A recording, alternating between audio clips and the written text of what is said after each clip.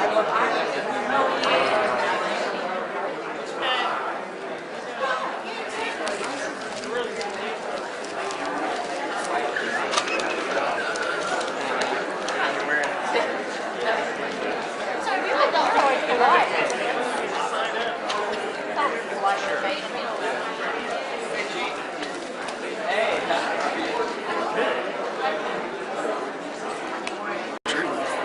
afternoon. I'd like to welcome you this afternoon. It's going to be my privilege and honor to host. I am Laura McConwell, the Mayor of Mission, and welcome to our Sylvester Powell Jr. Community Center. I'd like to start off today by asking you to rise, remove your hats, and let's say the Pledge of Allegiance. Please join me in prayer. Almighty and gracious God, we thank you for all the blessings of our daily life, but especially for the gift of freedom in this great nation in which to pursue it. We thank you for the gift of the men and women in armed forces who defend our freedom, your special blessing upon them. We thank you for the men and women elected and appointed at local, state, and national levels who guard our freedom, your special blessing upon them. We thank you for this town meeting, a time of free exchange of ideas and information, your special blessing upon us. In your name we pray. Amen. Thank you.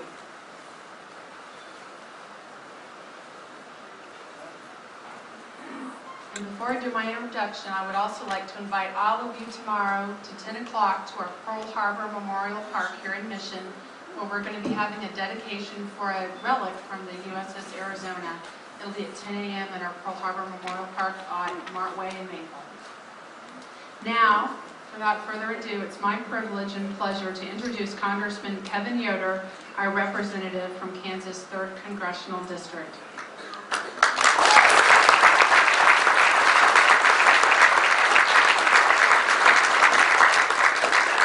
Congressman Yoder is a 5th-generation Kansan who grew up on a farm near the town of Yoder, Kansas.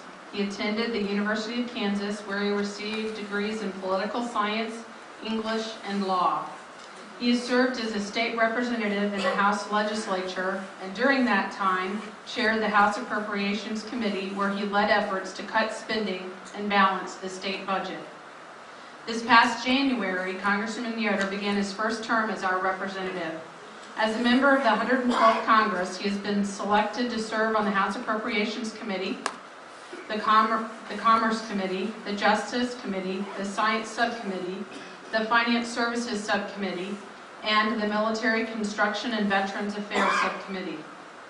I want to thank Kevin for his commitment to our community and for being here today to share his ideas, to hear our concerns, and to answer our questions. Congressman Yoder will be also participating in our dedication tomorrow with that USS Arizona relic at the Pearl Harbor Memorial Park. I want to thank Kevin personally for taking time out of his busy schedule to be part of that ceremony tomorrow. So please join me in welcoming Congressman Kevin Yoder to Mission.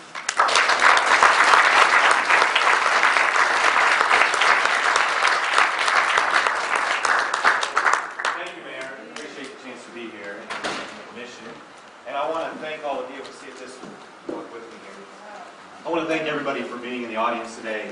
This is one of the essential parts of what I do, of what members of Congress do, is get out and hear from their constituents, share their ideas from Washington, and have some good feedback. And I know in this room today, I recognize many of you, there are folks on the left end of the spectrum, and on the right end of the spectrum, and on the center of the spectrum, and folks that don't even claim a spectrum. And so what I hope today is we'll have a very good, lively discussion about the issues facing this country. I will try my darndest to listen to every single one of you. I hope that you'll listen to each other, and then we'll work together to do what we can, which is to try to build the best United States, the best country that we can all be proud of. And I know that's why we're all here today, is to build the best country that we can be proud of. So thank you so much for being here.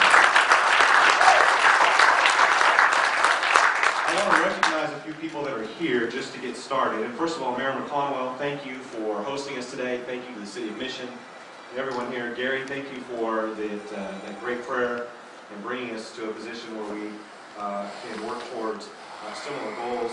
I want to introduce a few elected officials that are here today.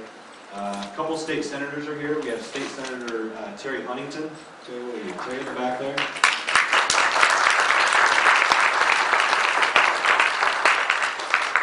State Senator Ray Merrick. Senator Merrick.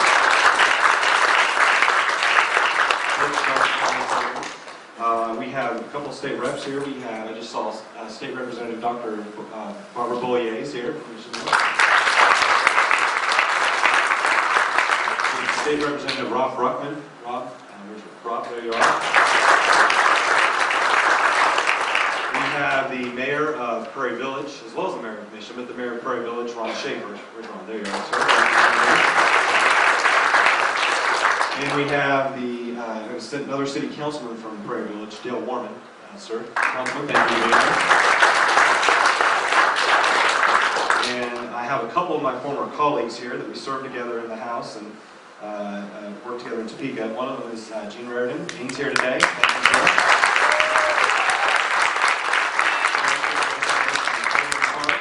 And we also have former state representative from Mission, Ronnie Metzger, is here today. Ronnie?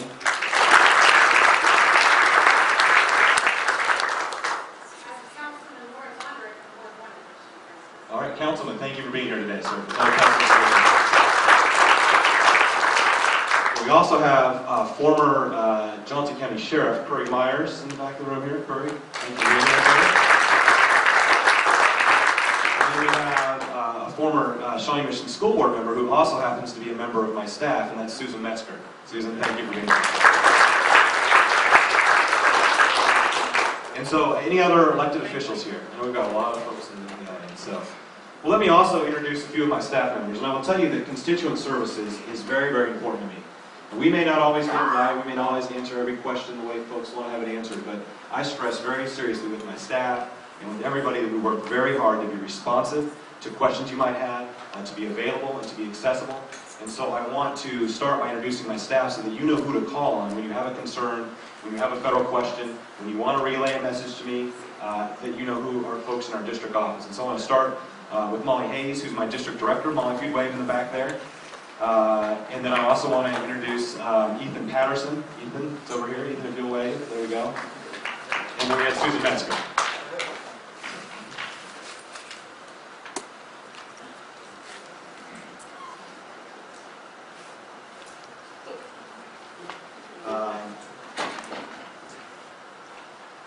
The format today is going to be one in which I'm going to share a few issues that we've been working on in Washington. We've been up there now for obviously several months, so we won't be able to discuss every issue or every vote in an hour, but I'll talk about a few issues we've been working on, talk about what I believe are the perspective that the country's facing and the decisions we've made so far.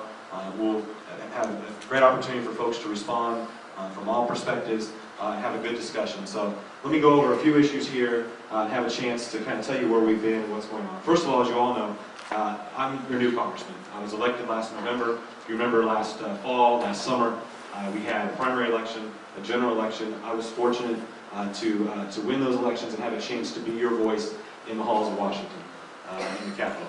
And it's an honor to serve you all. I grew up in Kansas. I've been in Kansas all of my life. I grew up, for those of you who know, a little town called Yoder, Kansas, out by Hutchinson, a little Amish and Mennonite community.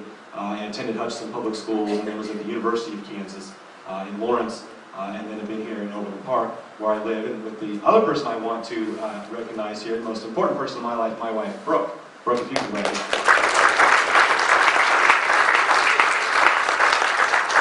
I come back every weekend. I haven't spent a weekend in Washington, D.C. yet. I think it's very important to be back in the district, to shop at the same places, to do the same things, and to be here as much as possible. And so this is a week we were home. We've done several events. We try to do a lot of events in the district. This is our 5th town hall meeting we've done in 5 months. So we've done one every month so far. We've been in all different corners of the district. I've been to chambers of commerce all over the district, to Rotary clubs. I've toured Head Start facilities. I've toured TLC. We've toured hospitals. We've tried to really get out and see as many people as we could so that we could be as accessible as possible. I do want to say, if there's a place you think we should go, something you think that I should see firsthand to understand what's going on, you'll let me know or let my staff know, hey, we'd like you to come out and see this problem, because maybe you're not getting it, or maybe you're doing a great job and we want you to see what good work we're doing. Whichever way, happy to come out and happy to be involved in events and things. And if you need folks to speak at events, I'm happy to come out and be as accessible as possible. So we've been up in Washington now since we were sworn in on January 5th. There are 96 freshmen in this class, so it's one of the largest freshman classes in some time. So there's a lot of new faces in DC. Out of 435, that gives you a perspective of over 20% of the Congress is brand new in their first 4 months. We've been fast at work for January, February, March, and April, now through May, working and debating a series of votes on the floor. I've had the privilege to chair the House floor many times and have the opportunity to run debates. If you ever turn on C-SPAN, might be on there chairing debate, chairing the floor debate. I also have the honor of being on the House Appropriations Committee. The House Appropriations Committee is a 50-member committee of Republicans and Democrats. It is the committee that's responsible for allocating the resources of the federal government that go through the appropriations process. There are just 3 freshmen on the committee out of 50. And out of 96 freshmen, only 3 made it onto appropriations. So I feel very blessed with the chance to be there. And I know it is both a blessing and a huge responsibility. Because we all know the fiscal challenges our country is facing. We all know the dilemma that our country has with its national debt and deficit. And so to be part of that is certainly an opportunity for this district to have a voice at that table. And I believe it's the first time the 3rd District has had a member of the House Appropriations Committee. We are on several social mediums. You can find us. For those of you who are on Facebook or Twitter, on Twitter we're at Rep. Kevin Yoder, and on Facebook at Congressman Kevin Yoder. And those are both sites in which we Facebook or tweet all the substantive votes that we take on the House floor. Very few congressmen do that, and it's what I believe a way in which we can be very accessible. So you can see the vote, you can read the bill, you can see how everyone else voted, and get instantaneous understanding of what we're doing, which is more sometimes than we get out of print media or other things to actually see the votes as they're happening in real time on the House floor. So that's a service for folks who want to receive information and want to know what's happening. You can do that. You can find links readily to the bills and to the votes that happen. We also have we send out a weekly newsletter, and if you'd like to make sure you sign up for that before you leave, it's an opportunity to get an email from us each week to kind of tell you what's going on. We have an office in Kansas City, Kansas, at the Robert Dole Courthouse, if you've ever been up there. And then we're also opening an office in Overland Park, actually here in Johnson County. We're trying to be as judicious and save as much money as possible in our office salaries, because we know that we have to lead by example, and so we're doing everything we can to reduce those expenses, and so we don't have as many offices, we don't have as many folks as maybe previous administrations have had, because we want to try to save money for taxpayers. Let me talk about a few issues that have been going on recently, both in the news and in Washington. The first issue, really, that I think that I'd like to address is related to our foreign policy. I was so proud of our country, of our president, of our intelligence community, and of the men and women who serve overseas with our work to finally capture Osama bin Laden and bring that criminal who killed thousands of Americans, innocent Americans, in September 11th, to bring him to justice. And so I want to first start by just giving kudos to all the men and women who serve our country, the Intelligence Committee, the President who moved forward with that policy, and President Bush as well. It took 10 years, but it shows that the American people don't give up, that we continue to push forward, and that we are going to bring people to justice who commit crimes against the United States. And so it's a very important issue, a very important moment for our country these last few weeks. And it's been helpful in Congress because you have seen sort of a renewed patriotism. It's not probably as strong as you'd like. Congress is very divided. It's very partisan. Words can be very caustic on the House floor. The debates aren't always as productive as we'd like them to be. But it is an opportunity, I think, for this country to come together on an issue that is very unifying. Our foreign policy continues to be something of much debate in this country. Obviously, we've been in Iraq and Afghanistan for a long time now, and now we've opened up a third front in our war, and now we're in Libya. And the question is how long that will go, and what our ultimate goals are, and how much that's going to cost, and all that. So there's a lot of questions related to foreign policy right now, particularly as it deals with this third front, and how it deals with Afghanistan and Iraq, where we still have over 100,000 or more troops in Afghanistan. And so we're in a situation where I think many of us, the folks I talk to, and I'd love to hear back from folks today, are ready to see our men and women come home. That we've been in the Middle East for a long time. We are at a point where there is no way to tell when you can declare victory. And so at some point, I think we've had men and women over there a long time, and at some point we reached the point where it's time to get our men and women back home. It's time to resolve these conflicts, get the job done, and finish the job. And so this is something that certainly both parties are talking about, is trying to figure out how to properly resolve these conflicts to finish them off, but it's obviously an expense, it's obviously a human toll, and sometimes we wonder if we're actually always making progress. But the Osama bin Laden capture was a moment for many of us to at least know that some of the work we've done over the last 10 years has been very productive in that regard. Second issue I want to talk about is job creation and our economic standing in this country. We know that the unemployment rate is around 9%. It's been around 9% now, or up 9% or higher for 24 months or more. It's the longest period of unemployment this high since the Great Depression. The question is, what are the policies that we're pursuing in Washington? What have we been pursuing? What's working? What isn't working? And intelligent minds, economists, people who have PhDs in economics can disagree on these points. I'm sure folks in this room will disagree. But I'll tell you some of the things that I've been working on and Congress has been working on so that we can move forward and try to create jobs. First of all, the debate has really changed.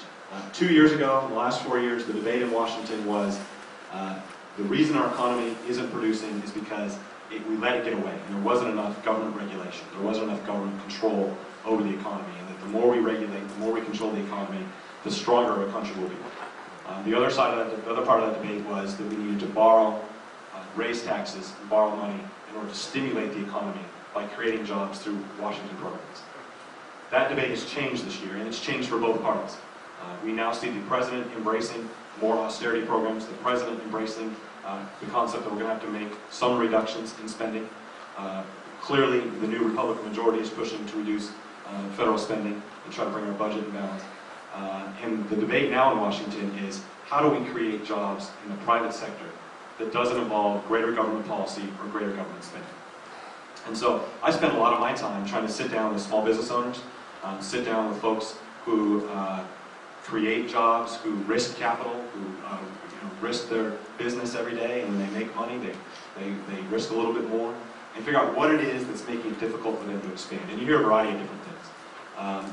One of them that I hear a lot of in many conversations is access to capital. Many small businesses would like to create jobs, but because of the current climate related to some of the regulations coming out of Washington, community bankers are not in a position where they can loan money to small business owners and to entrepreneurs. And we know that the job growth in this country will happen from entrepreneurs and from small business owners. In fact, 70% of the jobs that are created in this country are created by small business owners. 100% of the net new jobs after the last recession were created by small business owners. And so we have to figure out what it takes to help some of these folks. And so some of them have said their challenge is that they're unable to link up with community banks. And I've sat down with community bankers who also have the same frustration.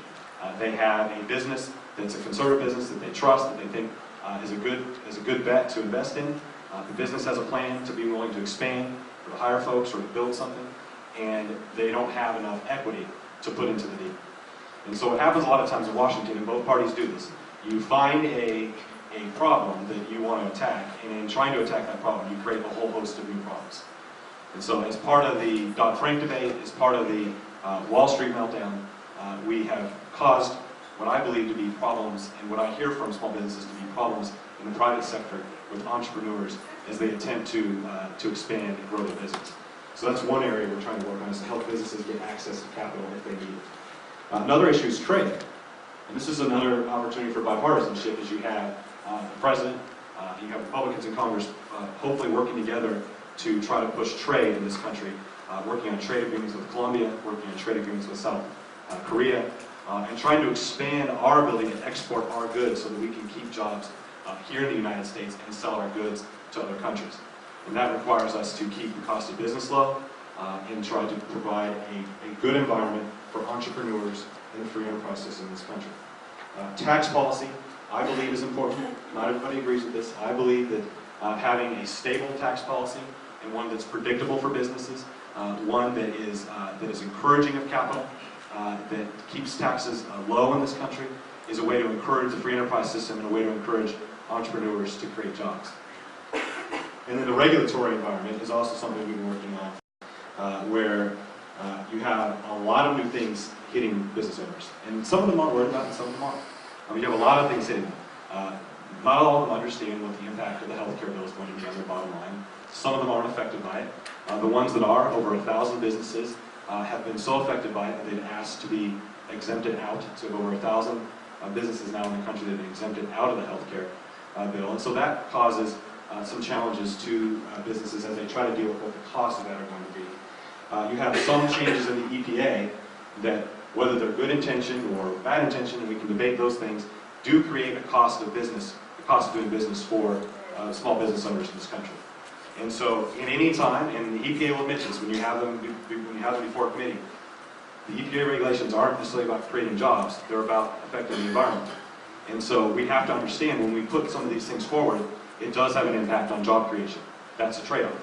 And so that's part of the debate discussion we have to have, and that's why we're looking at some of these regulations, determining whether it's the right time given the fiscal situation of our country.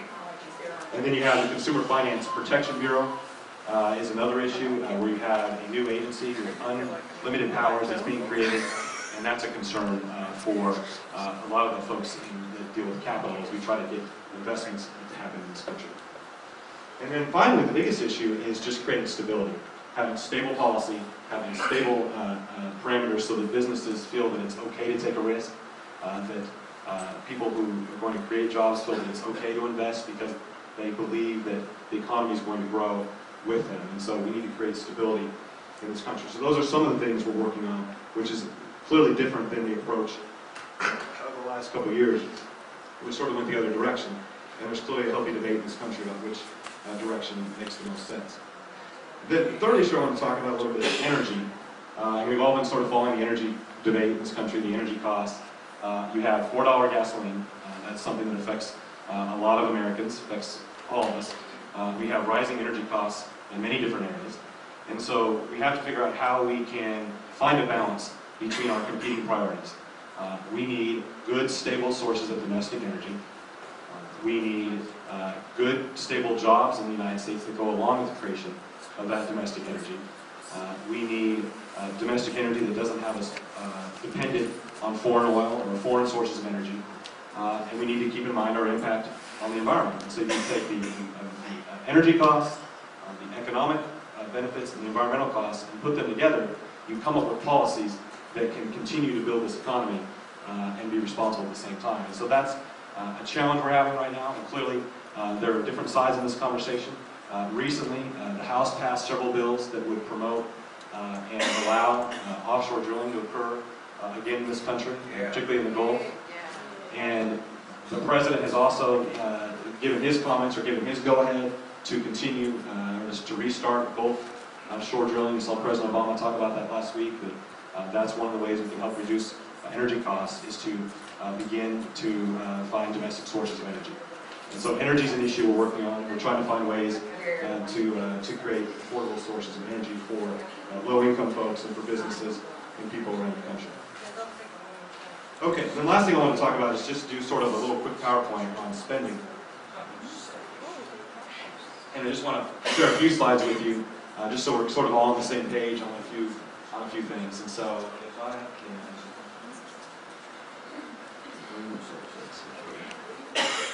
Okay.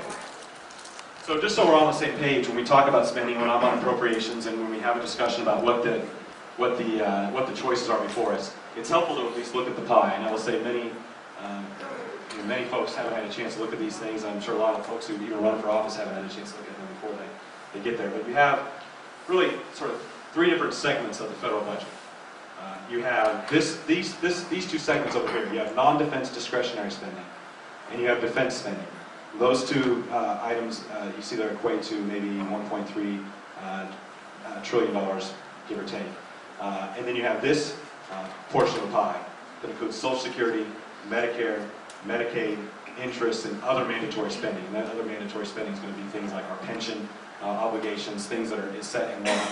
And so when we have a discussion about how we're going to fix this budget situation we're in, we all know the basic facts, right? We're running about a $1.5, $1.6 trillion deficit this year. Our national debt now is at $14.3 trillion. We all know that there's a debate going on right now about whether we should borrow more money and go beyond that debt ceiling. And so as part of that, we had to figure out how do we get this budget back in line. When you're running a $1.5 trillion deficit, you can see pretty quickly that you could eliminate all of our non-defense spending. These are going to be for your agencies, your departments, Department of Ag, Department of Education, all those things, and eliminate all of your defense spending, and you still run a deficit. Now, no one there is advocating that we eliminate all of these things, but I think it puts in perspective how challenging the issue is when we have this portion of the budget is already spent before we walk in the door. In fact, before I step foot in the Appropriations Committee, we're already running a deficit, because this part of the pie equates to over the amount of money we get into this country that comes into Washington. And so this is just instructive, so we're all dealing with the same sort of information.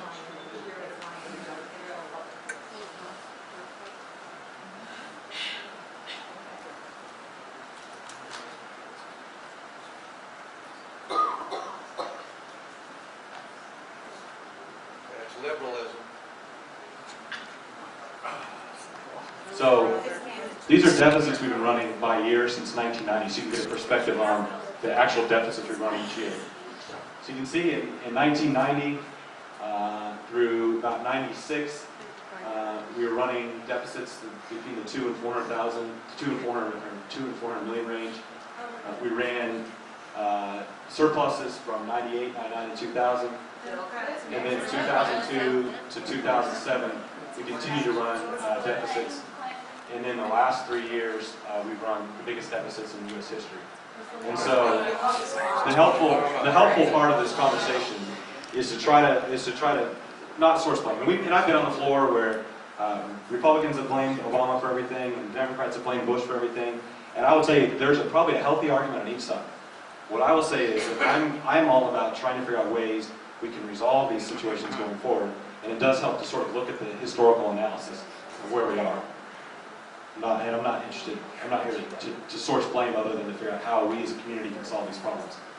So we know that for every dollar we spend, we're borrowing 42 cents. So think about that. For every dollar the federal government spends today, 42 cents will be borrowed. And it won't be borrowed from next year. It won't be borrowed from 2 years from now. It won't be borrowed from 5 years from now.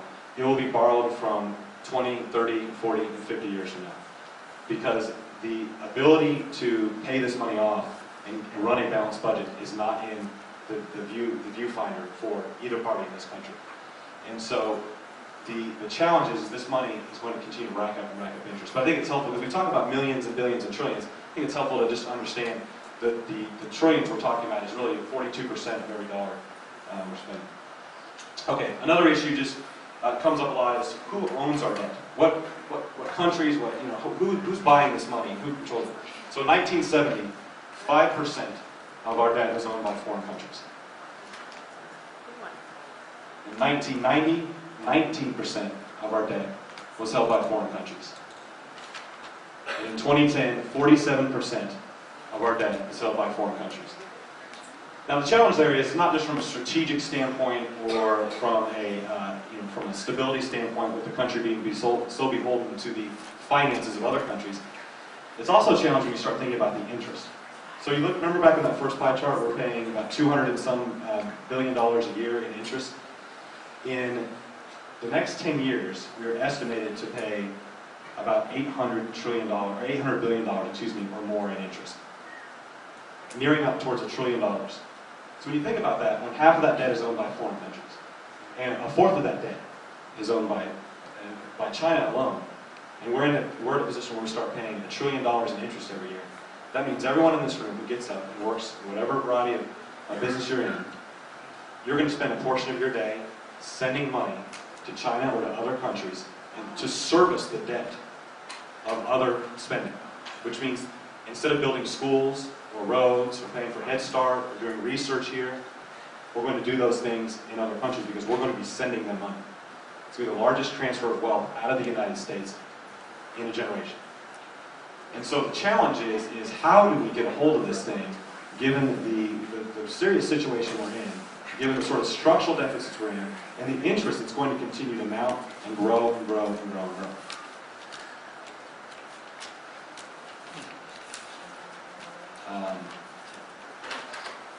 So this is just interesting as we have this debate. And we looked at the two pie charts. We know that to resolve the deficit, every part of the pie has to be involved. That means defense, that means non-defense, that means entitlement spending, that means everything has to be involved as we deal with the explosive cost. One of the things that's really challenging for us, and both parties admit this, the President's admitted this, both parties have said that the entitlement programs are going to ultimately bankrupt the country because of the way that we're structured right now. You can see the projected tax revenue. You go back to 1970, it's been pretty level. You've got some ups and downs, but it's been roughly between 15 to 20% right in there. And it doesn't really matter where you are.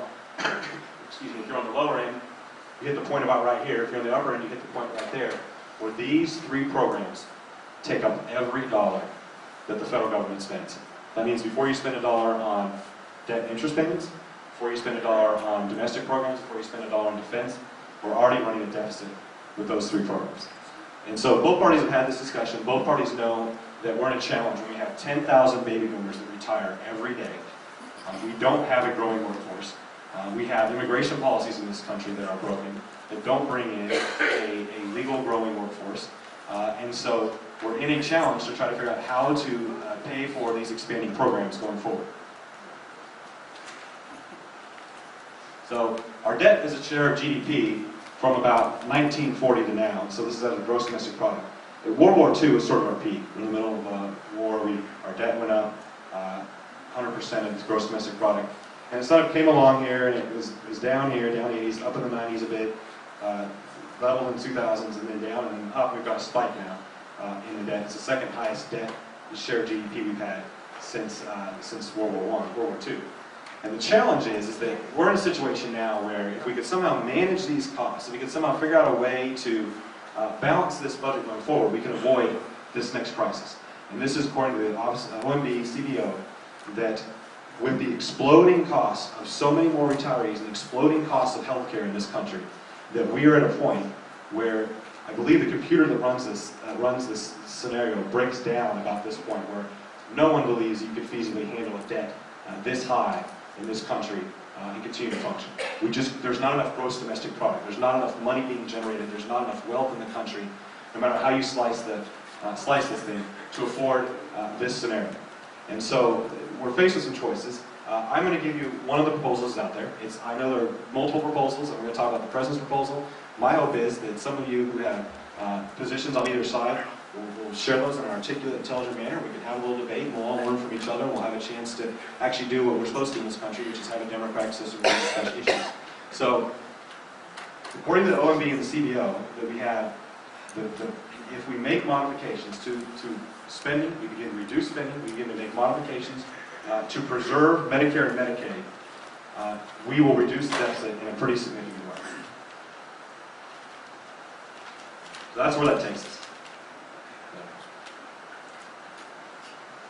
Now, the cost of waiting is a big deal, because every year that we wait, the cost of not fixing it sooner, it's just like anything. When you're handling debt and interest, if you don't handle it today, it starts to compound and get worse.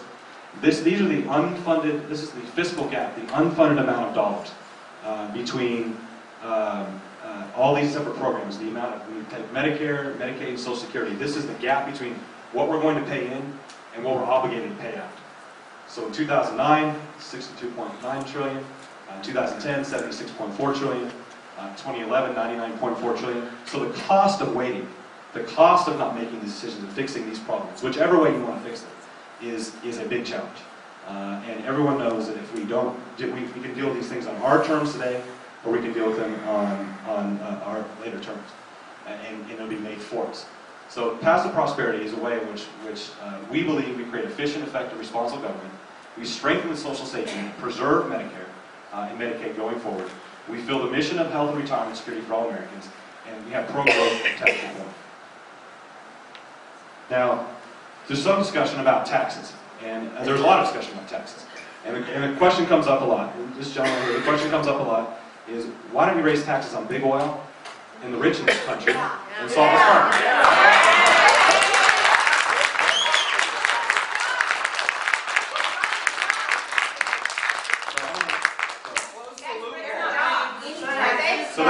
So that comes up a lot in the conversation. And Where are the jobs for the taxpayers? the facts are, and then we'll have a chance for folks to give their intelligent rebuttals.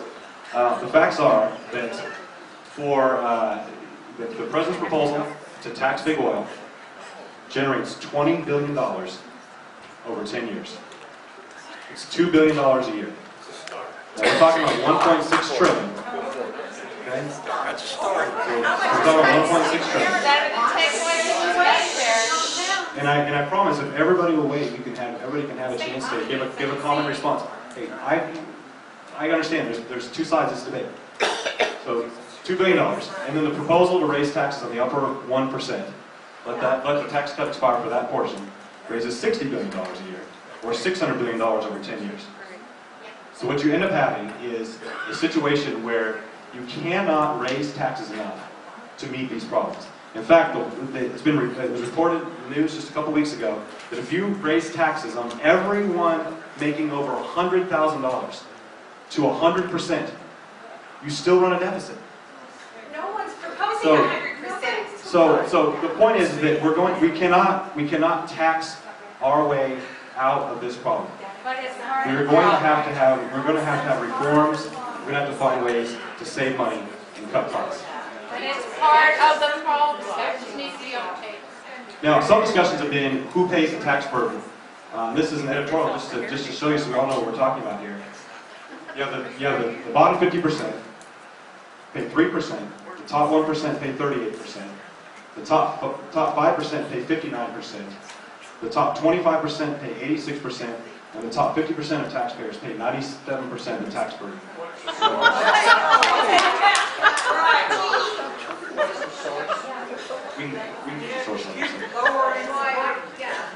So government spending as a percentage of GDP.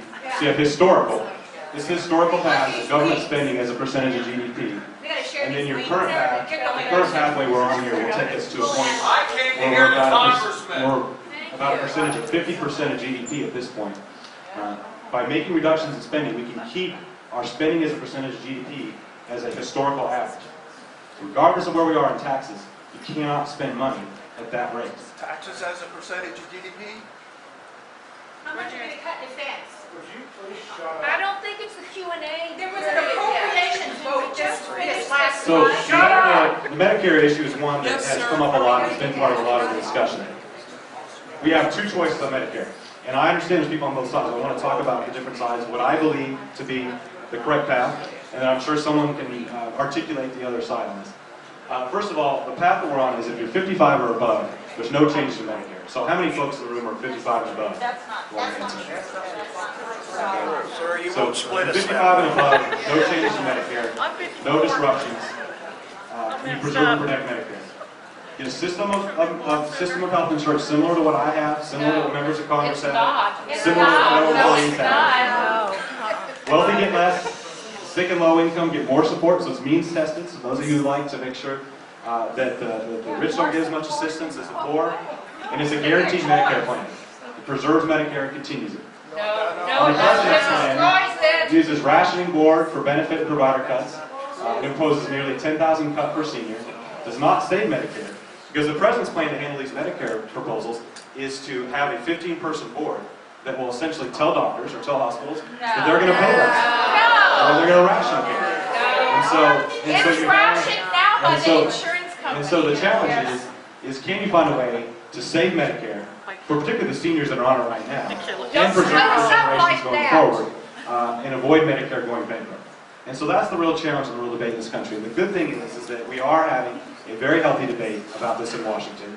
The President has a proposal, the House has a proposal, and members of Congress are frequently meeting with the President so that we can come together as a country and try to solve this problem. Because nobody wins if both sides sit in their tents and tell the other side that they're completely wrong.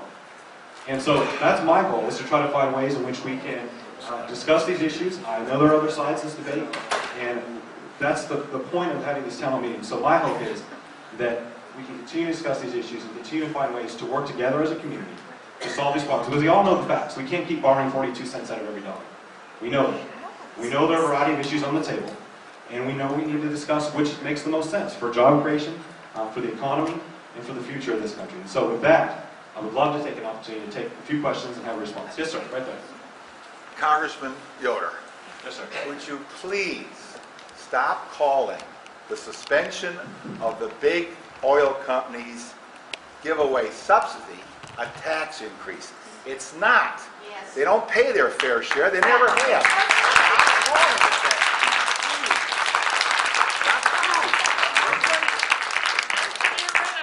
I appreciate that. Take it away. I appreciate that. Vote for that. Yes, ma'am. You're not going to Where's address his answer? Talk about it. Where's his answer? Ma'am, you have the floor. Ethan's going to bring you a microphone, okay? One of the things I've always admired about Dennis Morris, he didn't always vote on party lines. I know you used to be a Democrat, but I wonder if you would have the courage to go against your party on any issue, because the Republicans always seem in lockstep. Well, that's a good question. That's a good question. I'll tell you, one of the most significant votes we've had this Congress, I voted against the majority of my party, and that was on the continuing resolution, the bill that cut $38 billion in spending. If you remember, there was a debate on the floor. And just to give you a little bit of background, the House runs budgets, or the Congress runs budgets from October 1 to September 30. And we came to Congress in January, and the last Congress in the fall had not passed a budget. They passed what's called a continuing resolution. And that funding then took us till the March 4th. And so the new Congress had to pass a bill that would fund government until the end of the year. And that bill was one that the Republicans were very putting heavy pressure, particularly on freshmen. They like to try to, freshmen to be seen and not heard and try to make you do what they want to do. And I did not believe that bill did the things that we need to do to get this country back on sound structural footing. I cannot continue to cast my vote for things that continue to borrow that much money, continue to spend money we don't have, our children and grandchildren's money. So I am happy to cast a vote for what I believe the right principles are, and what I believe in, and what I think this district believes in, but I'm not going to cast a vote just because someone in Washington tells me to, and I do appreciate your comment and encouragement to do that. I appreciate that very much so. Yes, ma'am.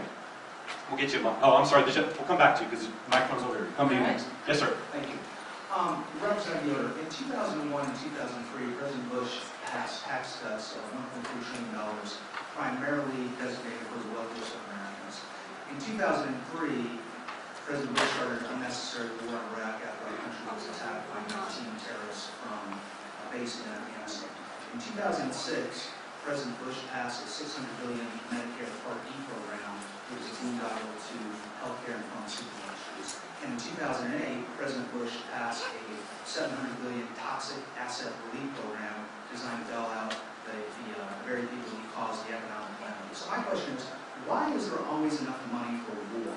Why is there always enough money to take care of the wealthiest people in this country?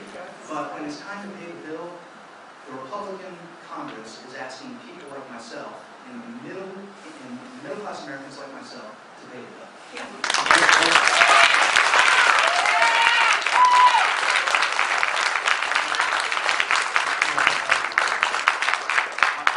I certainly appreciate the question. I appreciate the point, which is that I believe that both parties have been fiscally irresponsible. Okay? I don't think anyone's hands are clean in this situation, and my comments are not to be one in which there's too much of this. It's on the House floor, it's in everywhere we go, and it's not productive. And so I think there are many things that happened in the last decade in which Republicans are running government, which they overspent, which they made poor fiscal decisions, in which they make decisions that are inconsistent with the philosophy that many espouse. And so I think you make a very good point. The question is, what can we do about it, and what are the things we can do going forward to solve this problem? Okay? We have a situation in which if we pass the taxes that are being proposed by the president, and I understand it's just a start, I got that point, it doesn't get you to $1.6 trillion. And so I want to talk about this globally. So let's say we did do that. We passed the $60 billion a year and the $2 billion for oil companies. We have to talk about what are the things we could do to try to figure out a way to lower the cost of doing business in government, because I don't think anyone will disagree that we can't afford to spend what we're spending. And I think intelligent minds will disagree about whether we should raise taxes or how much we should cut. But we can't afford to spend this much of GDP. And so the question is whether it's farm subsidies, defense spending, providing modifications to entitlement programs. What are the things we can do? What are the things on the table? And that's the dialogue I'm interested in having, although I think you make very valid points, and one that I think is very much part of the discourse that we have in this country right now, which is, wait a second, your guys' hands aren't clean. Don't come in and lecture us about fiscal responsibility when you guys had your hand in the cookie jar as well. And I think that's a very valid point. I think it's a very salient point, and it's one that Republicans should own up to. And I think if they're being intellectually honest, they will. So the question is, what are the things we can do going forward? There are some solutions that we've offered here. It's going to be very, very difficult. I don't think anything is going to solve this problem without a bipartisan solution, particularly when you have a Republican speaker, a Democratic majority leader, and a Democratic president. And you know, in the 90s, we saw some of the good numbers. A Republican Congress and a Democratic president, they did welfare reform, they did all sorts of reform that both sides said wasn't right. But somehow they got it done. So my hope is that this new Congress and this president, that we can put down the rhetoric, we can stop talking about birth certificates, we can stop talking about all these things, we can talk about how do we solve the problems facing this country, given the context of the mistakes that both parties have made in leadership in the past. So, but I do appreciate the question. Thank you. And we had this gentlewoman over here. Hi. Here's my concern. I was born and raised a good Christian. And my Jesus says, you heal the sick, you feed the hungry, and when you do this to the least of them, you're doing it to me. And yet, what we see from the Ryan bill is something that, from the budget that he's proposed, is something that's not going to do any of that. And it will hurt Medicare, folks like me, who are going to be headed toward Medicare. And then it's going to be giving vouchers. Excuse me, I lost my job 2.5 years ago. I lost my health insurance. No one will insure me today. I would do that if I could. I get rejected. So how is it going to help me that you're going to give me some voucher for $3,000 when I can't even, the only people who will insure me today are the state of Kansas, and they want $900 a month. I'm sorry, I don't have that kind of money. And we do need to start somewhere. But Congressman, explain to me why we have to only take money away from the elderly and the sick and the people who are hurting, and not. AARP magazine came out last week with an article that said GE, Exxon, Bank of America, none of these are paying any substantial amounts of taxes. We have to also look at the income, and we bring our boys home and we can cut dispense spending. So I want to understand. Sure. It doesn't sound like you're balanced. Sure, and there's a lot of things.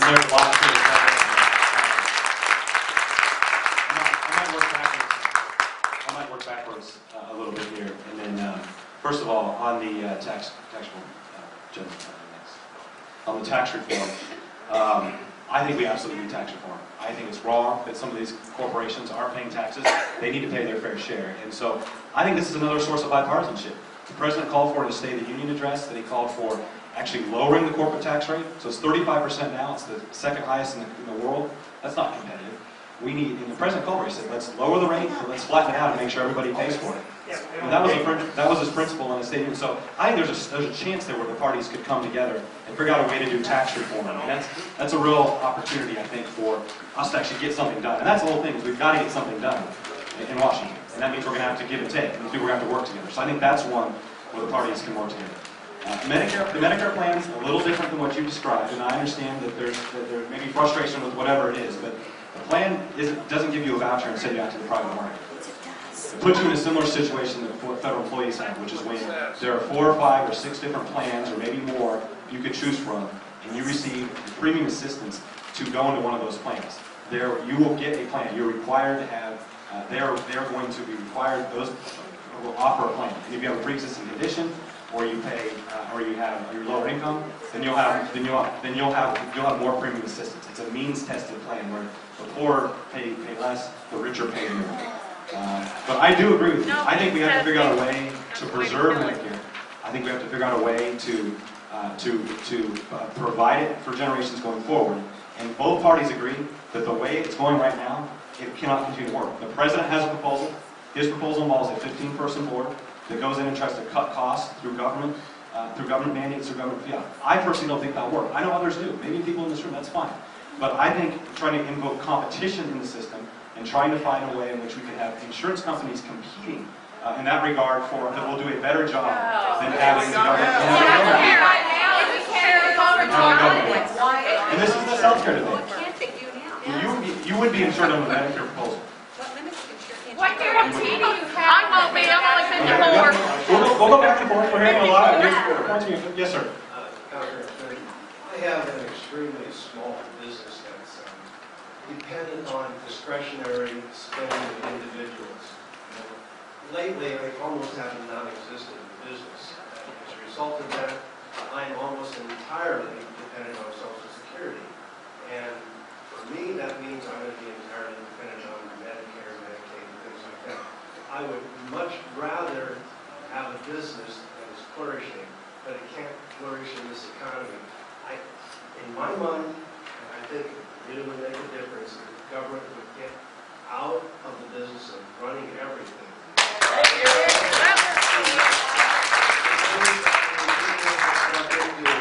Defend the country, all those basic things to do. I need government out of our lives so that people can earn money, express their own entrepreneurial ability, have money so that they can end up giving me some, and my business could do well. And then I'll go one more step. If I were able to earn money by my business, I wouldn't need so much from Social Security, Medicare, and Medicaid. I need a better business, and I need government out. Well, I appreciate your comment. Certainly, I think I've espoused what I believe is that the free enterprise system, that the idea of an entrepreneur, and someone like yourself or someone else in this room who takes risk and builds a business, that's where job creation is going to happen in this country. Folks have come out, so my family came out here generations ago. People came out, they built something out of nothing. They plowed the ground, they built a way of life for themselves. And so the best way to get out of this is going to be to create an environment in which hard work is rewarded, in which we have an environment where jobs can be created, and the economy can grow. Because the one thing we can all agree on is that we can grow the economy. That is the best way to solve these problems, is to put people back to work again. That ought to be another bipartisan trend, which is we can grow the economy, put people back to work, but that's the best way to get this thing going. Yes, sir. Hi. Thank you. Ladies and gentlemen, first off, let's go forward. From this time on, let's go forward. Let's quit talking about the past. First off, this is about you said in your thing about HR 12, about the police and what's it, memorandum against whatever moratoriums on Gulf. Right. Gulf of Mexico drilling, right, and the Atlantic coastal thing. Now, I looked at it, it's about leasing. Now, my question to you is the whole reason why we want to get more domestic drilling and oil is to keep us operating. Energy is very important to run this country. Everybody all agree. Okay, the thing about it is that I'm going to ask you a question about is who are you going to be leasing these wells to, and where is this oil once it comes up, where is it going to, who is processing it, and from there, where is it going? Yeah, no. This is what I'm trying to get to you, sir, is this. What I'm really wanting to see is $4 a gallon go down to something that was before the OPEC oil embargo of 1974. Okay. Wait, I know we'll never see 26 cents a gallon. I've heard that all day. But the thing is, Reader's Digest did this really interesting thing on $3 a gallon gas in 2008. No, what it is comes down to this: is we just need to be able that outside countries like foreign oil are not affecting us due to some skirmish in another country. Okay, that's all I'm saying. Well, thank you for the comment. I mean, the idea is that we need to find domestic sources of energy in this country and stop being dependent on foreign countries and try to find ways to utilize what are good resources here: coal resources, natural gas, oil, wind energy. There are all sorts of things that we ought to have an all-the-above approach. We ought to have an all-the-above approach towards energy exploration and the economy as it deals with energy. How about trading with why aren't we one of the top oil drillers or producers is the Russians. Why aren't we going to the Russians and trading with the Russians and not trading with Saudi Arabia? It's an interesting suggestion. It's an Well, interesting suggestion. I would Something like to that's see something happening. something to look into. I would like- Hold on, folks. I'd like to see about processing and oil refineries. We need to get something happening there because we got to see this going on. There's a lot we can do right here that we have to be We dependent can't on depend on setting solar process. energy and wind. Sorry, you know, it's not going to That's change. right. Not enough resources. Yes, sir. You've been waiting for a while. Thank you for being here today. Sorry about that. Thank you. Yeah. I apologize, I'm going to kind of follow up on this question, and I did not anticipate it, but we were talking about energy and the dire need for it and the costs associated with it. And I know that it has been a mantra of certain sectors of our society that drill, baby, drill. And as I listen to that, and as we drill each barrel and remove it from the soil, how is this today? How is this going to help our great-grandchildren a few generations away?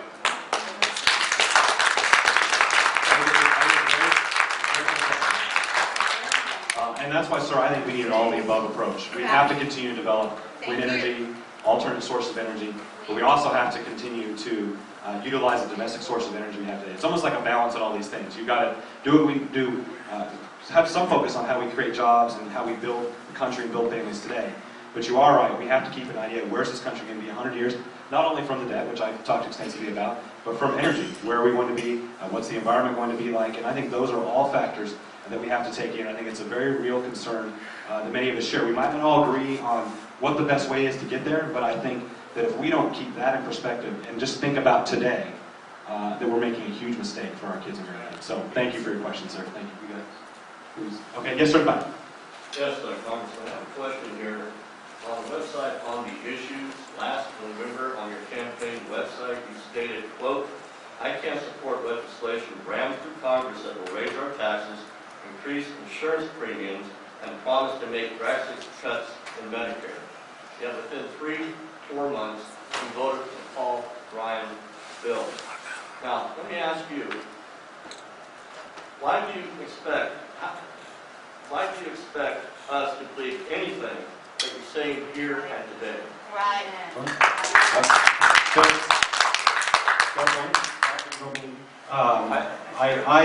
Let me tell you first of all, sir, the proposal that deals with Medicare, that there is a healthy debate, and both parties admit that we need to make modifications to try to preserve Medicare.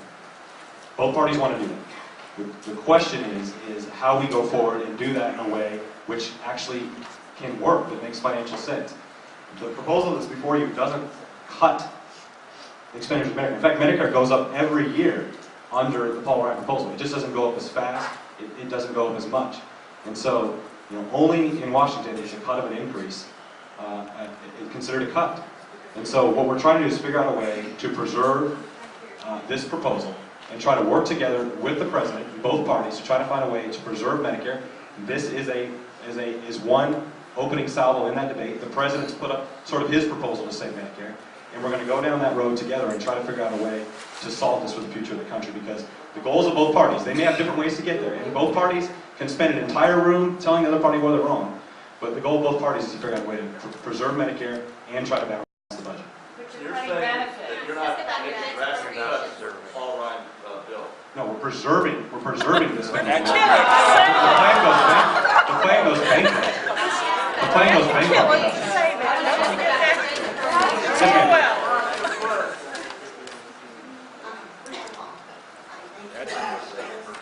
Say it here. The gentleman's comment before about Democrats or the Republicans raising the prescription drug Medicare Part B. I saw Rick Santorum on television the other day, and he was saying, how can the Republicans vote for it? Well, he said what the Republicans were trying to do at that time was to help 15% of the Medicare recipients. But the Democrats came along and wanted to help all of them. So therefore, we ended up with this prescription drug and rehab. So one of the things I wanted to tell you today is to do not compromise with the Democrats, because we end up with horrible plans. Second of all,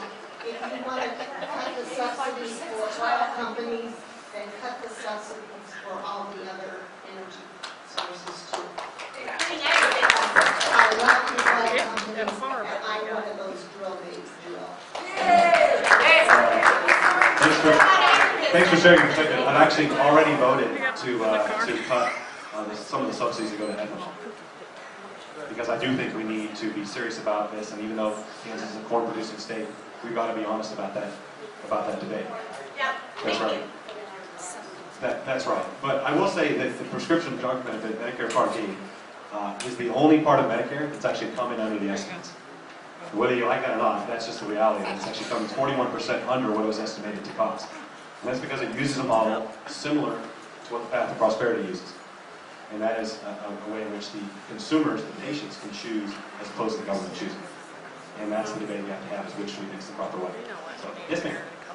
Thank you for your work. Is there any current legislation in D.C. to curb or repeal the stringent EPA regulations described in Chris Horner's book, Power Grab, and his former book, Red Hot Lies, that tells of Al Gore's fraudulent global warming? Well, there is a very healthy debate about that right now. We've had those votes on the floor. And the question is, last year, the President had a proposal, cap and trade. Many people are familiar with it. And after Congress switched parties, the President made very clear, well, I can't get cap and trade through Congress, so we're going to do it another way. And that was through defining carbon as a global pollutant under the Clean Air Act. And so that's what the EPA is doing. I fundamentally believe that's a debate we should have on the floor of Congress. Many businesses and many folks in this country are very challenged by the idea that unelected, unaccountable folks in the bureaucracy can make decisions inconsistent with what Congress's original intent was. We can have votes on these issues on the floor, we can have up or down debates, and the American people can decide through the traditional democratic system, not through bureaucrats making decisions in Washington outside of the congressional process that creates a whole new set of instability for small business owners and drives up the cost of doing business. So I think what the EPA does, we've got to have a healthy debate about it, but those decisions ought to be made by the American people, not by expanding other regulations that already exist. So we've got time for one more question. Yes, ma'am. Hi. I want to know, we're all Kansans here, and one thing we know is if you want to get water from the well, you have to prime the pump. And how can we grow the jobs to get the economy back, the single best way to get the economy back, without priming the pump and getting new jobs back? Thanks. Well, I think you hit on a very important point. We've got to have new jobs in this country. We've got to have the economy going, because that's the unifying principle that is going to resolve these problems. And that you have 9% unemployment rate. Nobody wants that. Neither party thinks that's acceptable. Both parties have plans that they think can try to create those jobs. And you have a situation where you have the lack of jobs creating further pressure on debt, further pressure on the deficit, further pressure on Social Security, further pressure on Medicare. And so the unifying thread amongst both parties, amongst what we're doing in Washington, is we've got to get America back to work again. It's a very healthy and important debate. And I would say I will continue to do everything I can to do what I believe is the best source of policies to get the country growing again.